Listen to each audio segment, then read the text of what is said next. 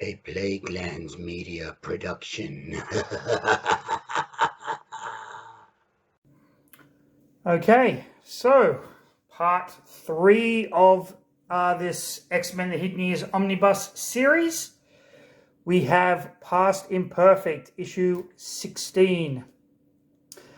Cyclops, of course, they get back to the X-Mansion, and Cyclops is pissed off that his brother and Lorna have gone off in search of this mutant signature in the Himalayas. We find out that they have actually crashed. Lorna is alone. So Havoc was flying and they got hit from below by a boulder, which caused them to veer out of control and crash somewhere in the Himalayas. Back at the Worthington estate, Warren is talking with, he's with Candy, but he's talking to a police officer. The police officer can't believe that this doctor, who has been like a friend to the Worthington family forever, would do such a thing. And he's like, why did you do it? But before they left, Jean Grey put a mind block on both the Dazzler and this doctor, and they can't actually remember that Warren is an X-Man or that he is in fact a mutant. At this point, we have someone breaking into the X-Mansion. He manages to get past the security guard, the security robots. We find out that this has been something that this character, this person has planned for a long time. And instead of finding Angel, he finds this avian woman, and he's like, well, you know what? I can use this person. The X-Men are over the Himalayas trying to find Havoc and Lorna, and they get hit with a similar rock and crash land, and we find that it is being thrown by this character, Yeti. Who is Yeti? We will find out. Charles has been staying at the house of Ashley and her mother in Dunphy, Illinois, just so that he can keep an eye on Ashley to see if his kind of psychic lobotomy thing worked or is having any kind of adverse effects on her. So the team, Iceman, Beast, Jean Grey, and Cyclops are kind of fighting Yeti, and they manage to almost take him down. And Lorna, on the other hand, ends up getting captured with Havoc. Yeti at one point is getting really vicious, and then he basically turns to stone. And we find that it was done by the Inhumans. So we have Black Bolt, we have Medusa, and some other characters. I'm not that familiar with the Inhumans. I know a little bit about like Black Bolt. Never talks because his power is this sonic scream. Medusa can control her hair. I know they live on the moon, something to do with Terrigen Mist, but I'm not all that familiar. But we find out that Yeti was part of a team of like original superheroes, and one of them was a Skrull, and that Yeti kind of was in love with this Skrull, and when the team kind of disbanded, Yeti went berserk, took went with the Skrull died, he took the Skrull with him. It's this very short, almost criminal that we don't get the full story of this kind of superhero team, but the X-Men are familiar with it. They're a team of superheroes that seemingly disappeared, and people got really pissed off that they just disappeared. But it turns out that the reason they disappeared was because they were saving the world from an alien invasion, and most, if not all of them, died. But the Inhumans thought it better that the world not know that they were almost conquered and have these people live as these hated superheroes who many people believe cowardly fled, than to have a majority of the Earth realize, oh fuck, we are not alone, and aliens can invade us at any time. So that was kind of a little aside story there. They fly back to the mansion only to discover that the intruder is none other than the Spider-Man villain and one of my favorite all-time Spider-Man villains, Kraven the Hunter. Kraven the Hunter, who has decided to regain his honor by hunting down the most deadly of foes, and to do that, he is blackmailing the X-Men with the avian chick. Kraven the Hunter, of course, his most famous story being Kraven's Last Hunt. I did a review of it, kind of comparing the comic book series to the Kraven's Last Hunt novel in an earlier video. Go back and watch that. It is a fantastic story and one that I recommend not only any fan of Spider-Man, but any fan of comics read, because it's a really in-depth character study into the mind of a conflicted villain. What does a villain do when they have seemingly bested their greatest foe? Really great stuff. Okay, issue 17, Hunter and Hunted. We find out that Kraven is hunting Beast. So we know that he has poisoned the avian chick, and he basically lets them know that if he hunts Beast, if he wins or if Beast wins, doesn't matter which, he's a man of honor, he will give them the antidote for her. They don't like the idea, but they go along with it anyway. Kraven has set up traps all around the X-Mansion. Beast keeps falling into them because he's very complacent. He believes he knows the lay of the terrain. He's been swinging through these trees ever since he first came to Xavier's School for Gifted Youngsters. But what he doesn't know is that Kraven has laced a lot of these traps with toxins. Then we come to this group here known as the Promise. The Promise is a very interesting team. They are composed of mutants who are basically,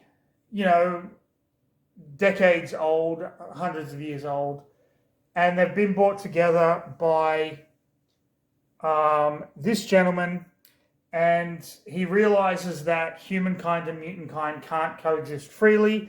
So his plan is he puts them into suspended animation, and every 10 years they wake up, they see how the state of the world is, possibly recruit a few more people, and then go back into suspended animation for another 10 years.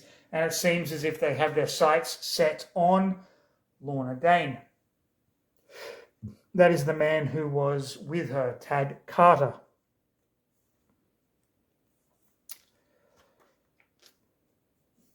Kraven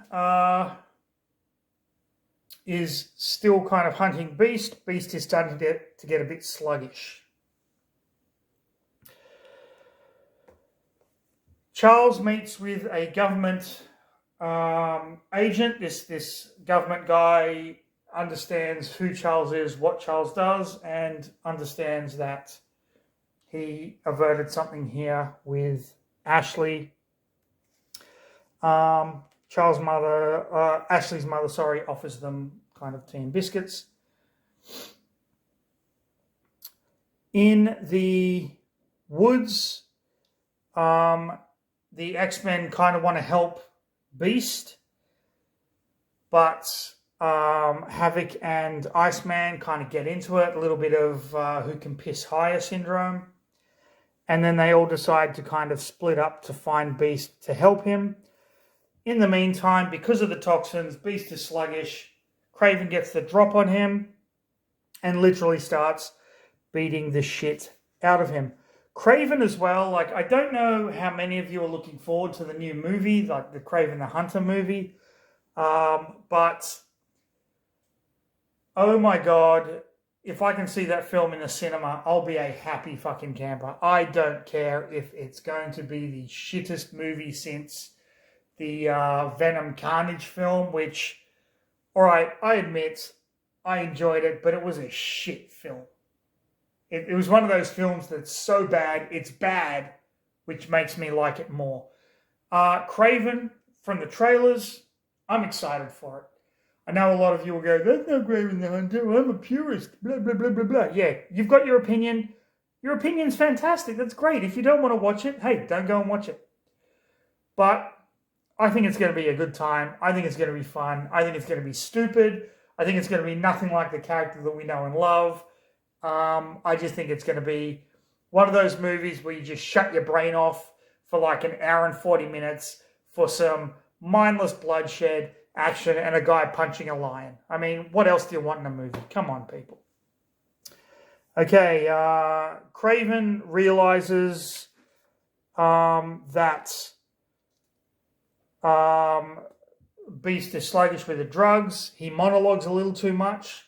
Beast realizes he has been drugged, thus lowering the honor of Kraven, and Beast goes into berserk mode. In the same time this is happening, Havoc is looking for Lorna and sees her fly away.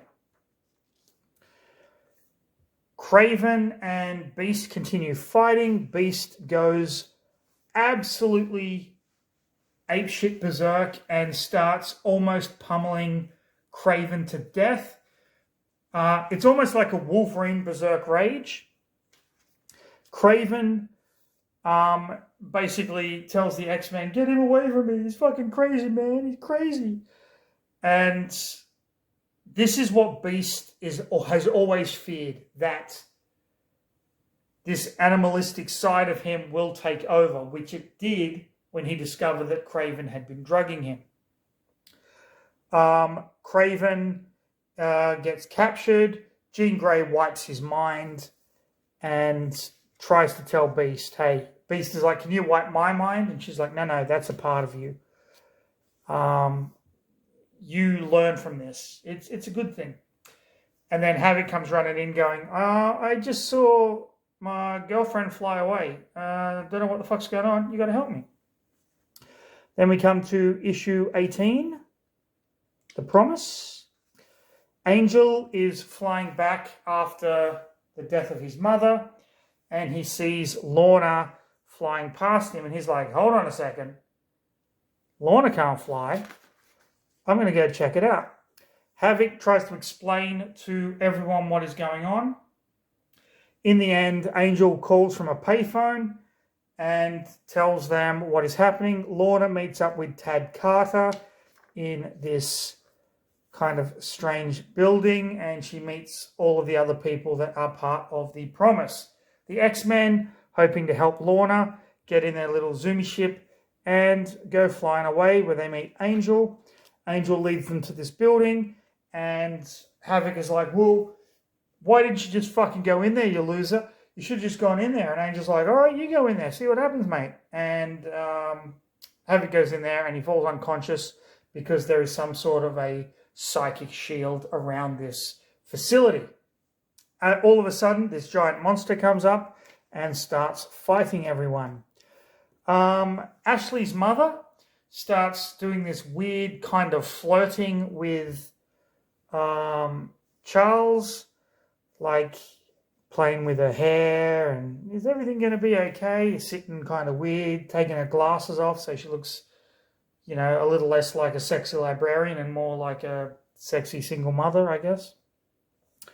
The Promise try to explain to Lorna exactly what they're all about and what is going on. That they were, in fact, recruited by this guy who was a villain, but then they broke free of him, and now they are trying to help mutant kind. Outside, more monsters have come to join in the fight. The X-Men kind of attack them, and the monsters are basically getting the upper hand on everyone. Lorna comes down acting like a super mega slut, starts kind of making out with Havoc, and then Havoc falls unconscious. And we find out that it's not Lorna, but it's this woman who can kind of change her form and cause suggestions and whatnot. And the X-Men are all taken out. So the Promise have the X-Men captive. One of the women says, we should take Havoc for Lorna, but take the Angel for me. And they're like, oh, come on. You keep falling in love with everyone. What's going on here? And so they kind of agree. So they take Angel, they take Havoc, they take Lorna, and they're going to put them into suspended animation. And just as they do so like this will be for 10 years. Then in 10 years' time, they'll wake up and see the state of the world, as I said before. And Lorna, just as she's about to be put into suspended animation, she wakes up and she starts screaming. The X-Men, on the other hand, are somewhere. There is like a giant dung beetle attacking them. They don't know if they've been shrunk down or what. They don't know where the fuck they are.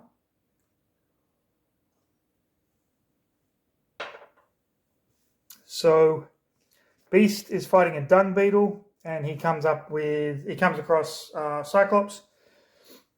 They realize that they haven't been shrunk down. Everything is kind of oversized, but at the same time, they're kind of trapped in a dome. The canopy is covered with foliage, and they meet up with Jean Grey. And then we see the nefarious Mole Man, the short-sighted master of Subterranea, who lost to a fight with the X-Men back in the day, and now he wants his revenge.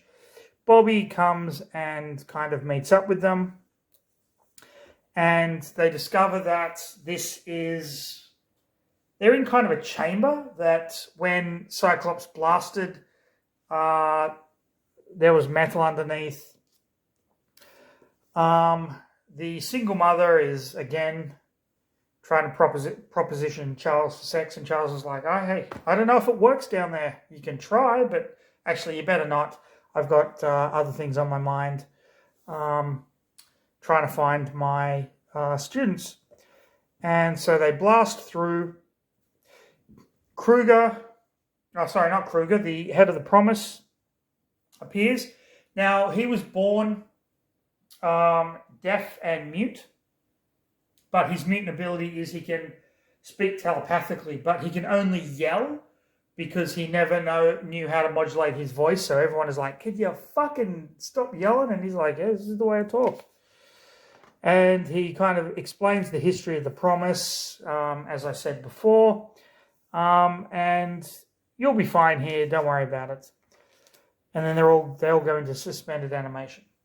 They manage to break through using Iceman's freezing and Cyclops's energy beam, and they find themselves in a large tunnel, which leads to a giant kind of fan turbine, and the fan goes on, and they all start to get kind of sucked up into the air, a la Willy Wonka in the Chocolate Factory style. One of the hibernation tubes opens, and we see them all kind of get sucked up, and they try to stop the fan, which they kind of manage to do, but in the same time, they break it, and their only option is now to go down. So Jean Grey puts them in a telepathic bubble, and they go down and they hit the ground super hard. Although protected by the bubble, they're all knocked out except for Beast, but Beast ends up getting knocked out by the nefarious, short-sighted Mole Man, who was initially, I believe, the first villain in the Fantastic Four ever faced. Could be wrong. And we find out that the blonde chick who's in love with Angel freed herself to free him so that he could help her escape. She no longer believes in the Promise anymore. Issue 20, Where Monsters Dwell. So we have Magneto in Atlantis. Remember, he was taken earlier in this series by Namor. He was taken back to Atlantis, and he basically tells Namor, we can join forces and we can conquer the world. And Namor's like, but you're a villain, and I'm a good guy, kind of, but I'm a villain. Now a mutant, if you can believe that. Namor is considered a mutant. Charles Xavier is trying to find his students, trying to work out exactly what's going on. Mole Man has taken, using his subterranean dudes, he's taken the X-Men prisoner. He tries to fight them using all of his abilities. He's quite agile and whatnot. It's kind of weird. I don't really know a lot about Mole Man. Not really one of those villains that I would go, wow, fascinating. But there you have it. And then these crystals kind of appear. And Iceman realizes that he couldn't use his abilities in the tunnel because there was no moisture. But now there's water here, so he can ice up. And then another giant monster appears. And they decide to try and fight it. Angel takes this woman away down to the ship. The woman wants to go back to her family. We find out that she was actually taken many, many years ago by the Promise. She left to join the Promise. She left her family to join the Promise, I should say. Now she is very disillusioned with them, and that's why she wanted to escape. Beast is trying to do his best against Mole Man and this new giant monster that they're battling. Angel flies the ship to this woman's original home, leaves it on autopilot, flies her down where she meets a young kid who is actually her grandson. Her son is there, and her son can't believe this story. You fucking left us. You left Dad. You left me. Why should I believe anything you fucking say? You're a bad mother. Fuck you, bitch. And they get into this heated argument, and he's like, I want nothing to do with you. Just fuck off. So Angel takes her back up to the ship, and she was like, I should have known how that would have fucking gone. That was my bad. And Angel's like, now can we go find my friends? And she's like, yeah, I'm sorry. This is my mutant ability. If I suggest something, you have to do it. So her ability was to basically get him to take her to see her family. She thought that they could reconcile, but obviously that didn't work. Again, really quite realistic when you think about it. This woman who now looks like this guy's like freaking daughter, showing up after all this time is like, son, I want to have a relationship with you again. And the son's like, fuck you. The fuck is this shit? Really, really well written, in my opinion. So they go off in search of the other X-Men. At this point, Ashley's mother, the flirty chick, who wants to get it on with Professor Xavier, says, you've got to see this on the TV. And we see Reed Richards there. Basically, Atlantis is invading New York, and Ben Grimm, being Ben Grimm, sent missiles at the army, which kind of instigated shit. But the whole thing started with a magnetic shockwave, which instantly piques Charles' interest, and he does his astral projection thing, and he sees that Atlantis is almost being controlled by Magneto, and he's like, you better stop. And Magneto's like, haha, fuck you, not doing that. And then we have the forces of Atlantis attacking New York. Okay. Now, this issue, or these next issues, I should say, even the end of that last issue, tie in to some to a 3-issue story arc from the early Fantastic Four, which is actually collected in this omnibus edition. So we have Magneto there, and Sue Storm comes. She dropped Franklin off with Agatha Harkness. You remember way back.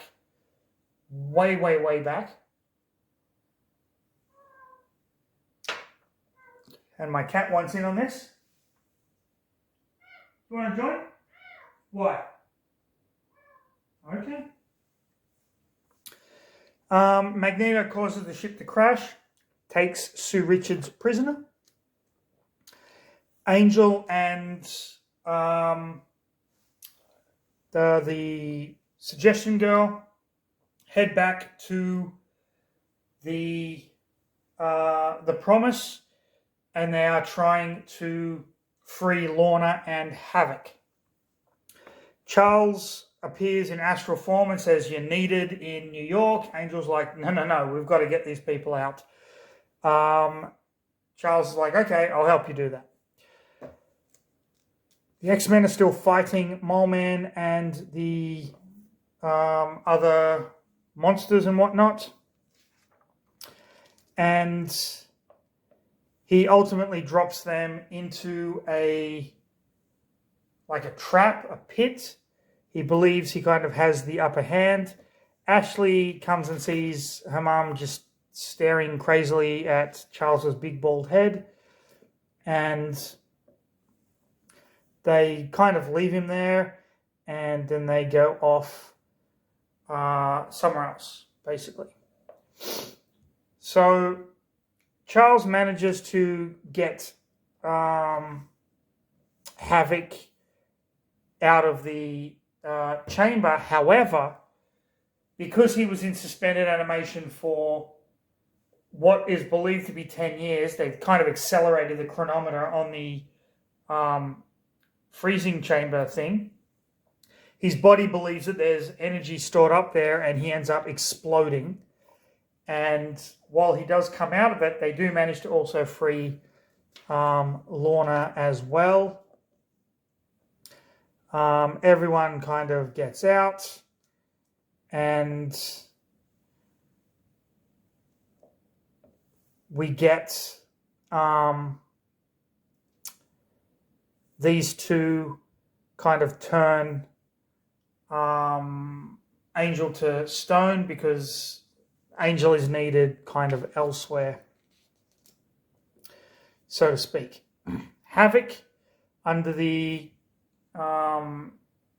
watchful eye of Professor X, tries to get through the Atlantean soldiers, but a mob sees what he does and turns on him, and he basically fucks them all over and then flees. And then Charles comes. We see Namor confronting Magneto. We have Namor's Princess Dorma captive and Sue Richards captive as well. Now, this will make sense a little bit later. This story will resolve itself. But when you read the Fantastic Four issues, the 3 issues that make up this storyline, the stuff that they do in those issues makes no fucking sense. In that, it's your typical comic book Deus Ex Machina, where you just have something that they can immediately make that turns this into this and does this and does this and does this. Here, it's explaining how they kind of do that, because they're being guided by Charles Xavier, who is Magneto's greatest friend and greatest foe. So he knows Magneto's weaknesses. I thought that was really cool. Issue 22, Fade to Black. Fantastic Four are at the Freedom Tower, Fantastic Four building, whatever you want to call it. Baxter Building, I think it's called. Fucking hell, I don't know. I really need to get more Fantastic Four comics. I've only read a handful of them. I do love the Fantastic Four, I have to admit. And they're trying to buy Reed Time, so Crystal and Torch and Ben Grimm. Ben Grimm gets taken out. Crystal tries to help, and Charles arrives to help Reed create the device that's ultimately going to stop Magneto. Beast and Cyclops and Marvel Girl and Iceman are all captured by Mole Man, but of course they break free and go off on their merry way. Reed finishes the device. The Atlanteans that Magneto sent to the Baxter building come back and say we failed. Of course, Magneto's pissed off. They go to confront Magneto. Of course, Namor is in on this. You will see that a little bit later when I review the Fantastic Four issues. Crystal creates a storm. Magneto's like, you're only powering me up, but using the device that Professor X helped build. They trap Magneto in his own magnetic energy cone. Namor's reunited with Dorma, and Reed and Sue are reunited, and Magneto is taken captive, and there you go. The X-Men flee the underground, and they come up upon this kind of destroyed island. Charles leads Havoc back to Lorna. The Promise, also awakened from hibernation by the blast, realized that they were being led by a complete fuckwit, and that fuckwit is now dead. And so they go off on their merry way. The blonde chick with the suggestions says one last word to the head of the Promise, and she pisses off as well. Charles is about to leave. Ashley's mother comes, and Charles is like, listen, I know that you wanted to fuck me, but I got more important things. She's like, I asked you not to read my mind. He goes, I can read it all over your face that you wanted to do me like a $5 Turkish hooker, but yeah, it's just not going to happen. But we'll keep an eye on Ashley, and we'll make sure everything is okay. Goes back to the X-Mansion. Beast comes in with Angel. Surprise, they're throwing him a birthday party, and Cyclops cuts the cake with his eye beams, which is just unhygienic, if you ask me. And that is how issue 22 of the Hidden Years and the entire run actually ends. Now, it actually ended quite prematurely. John Byrne had more stories to tell, but the issues, the title was in fact cancelled early. That is why this ending seems really fucking dumb. But you know what? It's a comic book, so who fucking cares? Now,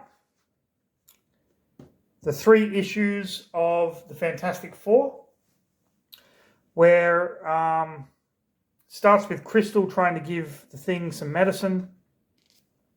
By the way, the art, this old art, I absolutely adore this. It's so good.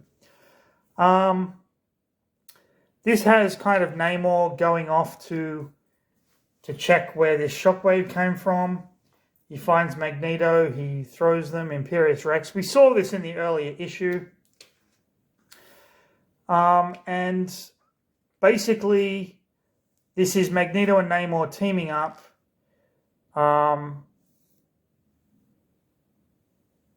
All of the kind of shit is hitting the fan with like magnetism and whatnot. And yeah, so this basically just tells the story of why Ben Grimm hit the button that starts the war with Atlantis, and then they kind of go there and try to stop. We have President Reagan or Nixon, Reagan, one of them,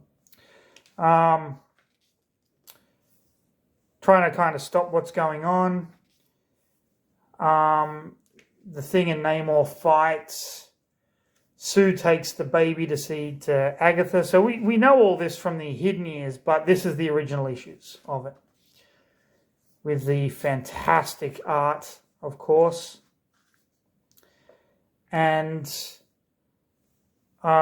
we see Magneto has Dorma and Sue. And then they make the team up with... He makes the team up with Fantastic Four. They create the device. But this doesn't really make a lot of sense in the scheme of a comic book. It makes more sense when you know that Charles Xavier's astral form is helping them kind of design all of this stuff, which I thought was really cool. He gets caught in the beam, and then they all kind of fly away. So, yeah, so the Hidden Years ties itself in with these 3 issues of the Fantastic Four, which I believe are issues 102, 103, and 104. Yeah, 102, 103, and 104. We then get Amazing Adult Fantasy issue 14. Now, this is just a story called The Man in the Sky, and this is about Tad Carter. Now, if you remember, Tad Carter was the dude from The Promise that kind of seduced Lorna into coming and joining the team. And we find out that he was, as a young kid, his dad worked on like an atomic bomb and got some residual radiation, which didn't affect the father, but affected the kid. And then the kid discovered that he had these special powers. He could read minds and move objects and things. And he wanted to show his friends or his schoolmates how to do that, but they called him a freak. So they ended up beating him up, and he ended up flying away and going and joining The Promise. It's a very short story that appears at the end about Tad Carter, how he got his powers. Then we have some cover art here. Some of the black and white pages. I really like these. These are great. And then a little bit about the creators of Tom Palmer and John Byrne. Okay. So that was X-Men: The Hidden Years. I really enjoyed all of the issues. There are some things that are silly, some things that are stupid, some dialogue that could be written better, but I'm just being nitpicky here. This is a really fun series. This is a great collection. The art, as you saw, is crisp. The panel layouts are phenomenal. Just a really good Marvel Omnibus edition that I recommend for any fan of the X-Men, but I highly recommend it for any fan of the original X-Men team. That is Cyclops, Marvel Girl, Beast, Iceman, and Angel. Really, really enjoyed this book. So there you have it. I recommend going out, grabbing a copy for yourself, and just enjoying this one. A lot of fun. If you like the video, if you enjoyed the video, like, subscribe, leave a comment, do all that cool stuff. Hit the notification bell. More videos are coming out. Usually these days, if I'm going to be reviewing comic books, it's going to be omnibus editions. So they are going to have to be split up into multiple parts, like this one is 3 parts and whatnot. But yeah, there you have it. So I'm going to cheers this omnibus edition. I'm a huge fan of these collections.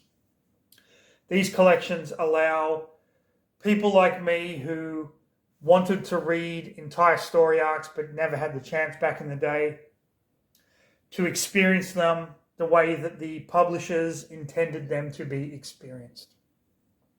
So please, everyone, I hope you enjoyed the video. If you did, I'm going to ask you very, very nicely to stay safe, to have a fantastic rest of your day, to share this video with, and the previous 2 parts, with as many people as you can. But most importantly, could you please go out? I don't care where you are, but go out there somewhere and read a fucking book, people.